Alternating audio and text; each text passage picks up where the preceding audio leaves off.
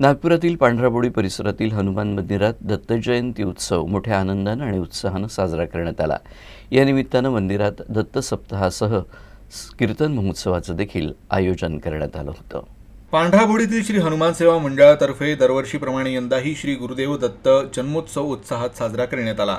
या निमित्तानं वारकरी कीर्तन सप्ताहाचं आयोजन करण्यात आलं होतं।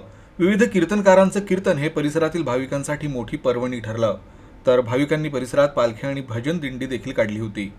हा उपक्रम तब्बल 60 वर्षांपासून सुरू असून परिसरातील नागरिक या उपक्रमासाठी पुढाकार घेत असल्याचं आयोजकांनी सांगितलं। मंदिरामध्ये मागील 55 ते 60 वर्षापासून हा दत्त जयंती उत्सव कार्यक्रम साजरा होतो। हा मागील जे जुनी पिढी होती ते हा कार्यक्रम करत होती। मागील 20 वर्षापासून हा कार्यक्रम आम्ही आता तरुण त्यावेळीची आम्ही जी तरुण पिढी होती आम्ही करत येऊन राहिलो आहे।